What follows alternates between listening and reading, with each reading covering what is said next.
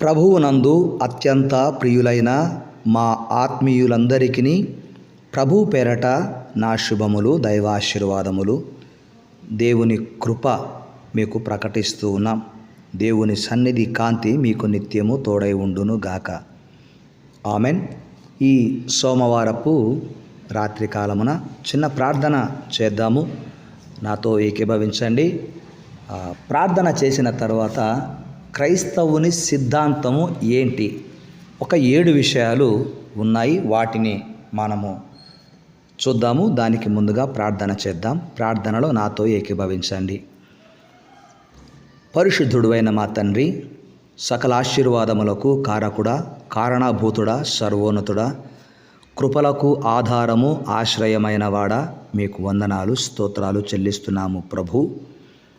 ఈ దినమంతా మీ కృపచేతనే మమ్మను నడిపించారు నాయనా. ఉదయకాలము మొదలుకొని ఈ సమయము వరకు, సూర్యోదయము మొదలుకొని సూర్యాస్తమయము వరకు నాయనా మీరు మాకు తోడుగా ఉండి ప్రమాదాల నుంచి తప్పించారు.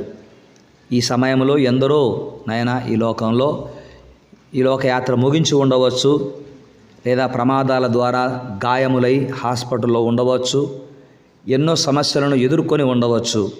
వారందరినీ కూడా మీరు చూస్తూ ఉన్నారు, జ్ఞాపకం చేసుకుంటూ ఉన్నారు. వారిలో మమ్మను కూడా మీరు చూస్తూ ఉన్నారు. మీరు చూసే దేవుడవు నాయన. చెట్టు పైన ఉన్న జక్కయ్యను చూశావు, చెట్టు క్రింద ఉన్న నతానియేలును చూశావు, చెట్టు వెనక దాగి ఉన్న ఆదామును అవ్వలను చూశారు. దేవా మీకు స్తోత్రాలు. మీరు చూస్తూ ఉన్నారు మమ్మలను. మీ నేత్రములకు మేము తేటగా కనపడుతూ ఉన్నాం.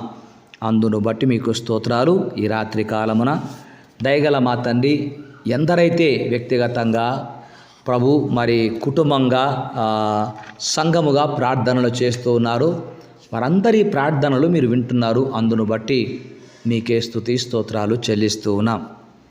చేసే ప్రార్థనలో మీ ఆశీర్వాదాల కొరకు, మీ కార్యముల కొరకు నాయన కనిపెడుతూ ఉన్నారు. మీ కృప కొరకు కనిపెడుతూ ఉన్నారు. సహనముతో కనిపెడుతూ ఉన్నారు, ధైర్యముగా కనిపెడుతూ ఉన్నారు, మౌనముగా ఉండి కనిపెడుతూ ఉన్నారు, రక్షిస్తావని ఆశతో కనిపెడుతూ ఉన్నారు. దేవా, కనిపెడుతున్న వారి జీవితంలో యేసు నామమున కార్యములు జరుగునుగాక.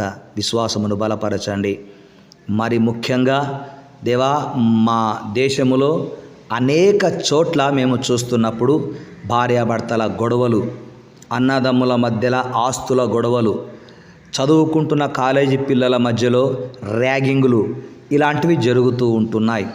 అయితే మేమేమి చేయలేని వారము తండ్రి, కేవలము మీ పాదాలు పట్టుకొని ప్రార్థించు వారం మాత్రమే. దేవా, భార్యాభర్తల మధ్యలో నయన అక్రమ సంబంధాల పేరిట అనేక గొడవలు, సమస్యలు, విడిపోయేంత వరకు సమస్యలు కొనసాగుతూ ఉంటున్నాయి. భార్య వేరే వారితో అక్రమ సంబంధం ఉందని భర్తతో వేరే వారికి అక్రమ సంబంధం ఉందని భార్య, ఈ విధముగా భార్యాభర్తలు ఒకరిని ఒకరు అనుమానించుకుంటూ వారి జీవితాలను పాడు చేసుకునేది కాకుండా వారి బిడ్డలను కూడా పాడు చేస్తూ ఉన్నారు. వారి కుమారులను, కుమార్తెలను చేజేతులారా పాడు చేసుకుంటున్నారు ఇలాంటి తల్లిదండ్రులు.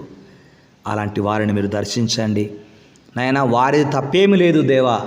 వారిలో ఉన్న అపవాది వారిని ఆ విధముగా పాపానికి ప్రేరేపిస్తున్నాడు. పౌలు గారు అన్నట్లు, పాపము చేయున్నది నేను కాదు, నాలో ఉన్నటువంటి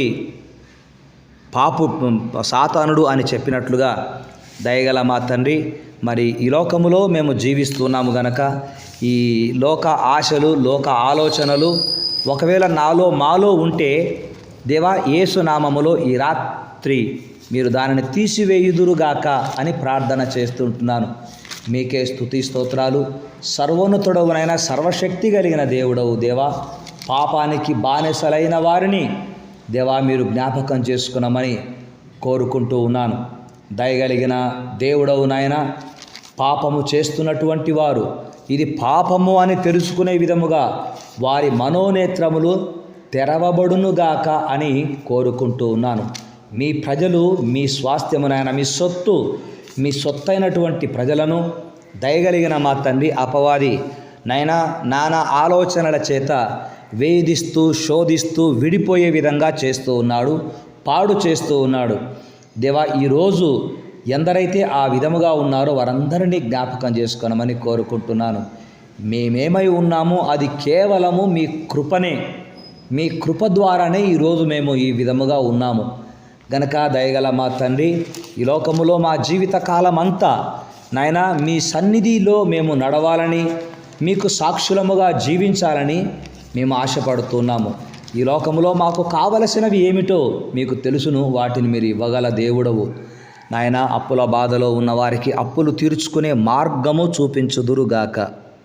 ఉద్యోగము కొరకు విశ్వ ప్రయత్నాలు చేస్తున్న వారి విశ్వాసం బలపడే రావున నాయన వారికి ఉద్యోగములు కల్పించి మంచి భవిష్యత్తును ఇచ్చుదురుగాక అని కోరుకుంటున్నాను. అంత మాత్రమే కాకుండా సంతానము కొరకు బహు మాసముల నుండి సంవత్సరముల నుండి ఎదురు చూస్తున్న ఆడబిడ్డలకు సంతానము లేదు అన్న నిందను తొలగించి మూయబడిన గర్భములను తెరుచుదురుగాక. యవనస్తురాను తమ తల్లిదండ్రుల మాట వినక విచ్చలవిడిగా జీవిస్తూ ఉండగా తల్లిదండ్రులు ఏం చేయాలో అర్థం కాక తల పట్టుకొని బాధపడుతూ మీ సన్నిధిలో గోదాడుతుండగా అట్టి తల్లిదండ్రుల ప్రార్థనలకు జవాబును అనుగ్రహించమని ప్రార్థన చేస్తున్నాను. యవ్వనస్తులు దేని చేత తమ నడకను శుద్ధి చేసుకొందురు, మీ వాక్యమును బట్టియే కదా అన్నట్లుగా దేవా మీ వాక్యము వారి హృదయములో ఉంచి ప్రతి విధమైన పాపమునకు దూరముగా ఉంచి మీకు సాక్షులుగా వాడుకొనమని, ఒక యోసేపు వలె ఒక దావీదు వలె వారిని బలపరిచి వాడుకొనమని కోరుతున్నాం. మా దేశమును రక్షించండి, ప్రపంచ దేశాలను దీవించండి. విదేశాలలో ఉంటున్నటువంటి మా ఆత్మీయ సహోదర సహోదరులు, మా ఆత్మీయ బిడ్డలను ప్రత్యేకముగా దీవించమని కోరుకుంటున్నాం. తెలుగు రాష్ట్రాలలో ఉంటున్న మా ఆత్మీయ బిడ్డలను కూడా జ్ఞాపకం చేసుకుంటూ ఉన్నాము నాయన. ఉద్యోగాలకు వెళ్తూ వస్తున్నప్పుడు పనులలో, ప్రయాణాలలో, ప్రతికూల పరిస్థితులలో మీ కాపుదల దయచేయండి. ఈ రాత్రి దొంగల బారిన పడకుండా కాపాడండి. మంచి నిద్రనివ్వండి. విషపురుగుల ద్వారా, కీటకముల ద్వారా, సర్పముల ద్వారా హాని కలగకుండా భద్రపరచమని, గృహాల చుట్టూ మీ కంచెను ఉంచుమని మహిమను మీకు చెల్లిస్తూ యేసు నామములో ప్రార్థించినవన్నీ పొంది ఉన్నాము తండ్రి. ఆమెన్. తండ్రి, కుమార, పరిశుద్ధాత్మ సన్నిధి, సహాయము, సహవాసము మనకును విదేశాలలో ఉన్నవారికిని మన భారతదేశ ప్రజలకు ఇప్పుడు ప్రభు రాకడ పర్యంతము సదా తోడే ఉండును గాక. Amen. Amen. May God bless you. శుభరాత్రి. క్రైస్తవుని సిద్ధాంతమును గురించి ఒక 7 విషయాలు మీతో పంచుకోవాలని ఆశపడుతూ ఉన్నాను. మన సిద్ధాంతం ఏంటి? 1, ప్రత్యుత్తరమిచ్చుట. పేతురు మొదటి పత్రిక 3వ అధ్యాయం 10వ వచనం ప్రకారం. 2, ప్రసంగించుట. రోమపత్రిక 1వ అధ్యాయం 15వ వచనం. 3, పంచిపెట్టుట. తిమోతి గారికి రాసిన మొదటి పత్రిక 4వ అధ్యాయం 18వ వచనము. 4, ప్రతి సత్కార్యమును చేయుట. తీతు పత్రిక 3వ అధ్యాయం 1వ వచనము. 5, ప్రాణము పెట్టుటకు సిద్ధపడుట. అపోస్తలుల కార్యములు 21వ అధ్యాయము 13వ వచనము. 6, ప్రభువును ఎదుర్కొనుట 2వ రాకడలో. లూకాసు వార్త 12వ అధ్యాయం 36వ వచనము. ఇక 7, పరలోక మహిమ ప్రవేశమునకు సిద్ధపడుట. ఇది మన యొక్క సిద్ధాంతము. మత్తయి సువార్త 25వ అధ్యాయం 10వ వచనం ప్రకారము. ఈ 7 సిద్ధాంతాలు క్రైస్తవ సిద్ధాంతము. ఈరోజు ఈ సిద్ధాంతాలను మనం పాటిస్తూ ప్రభు రాకడ కొరకు సిద్ధపడుతూ ప్రతి విషయములో ప్రభువును మహిమపరిచే విధముగా సత్కార్యములు చేయుదుము గాక. Amen. God bless you all.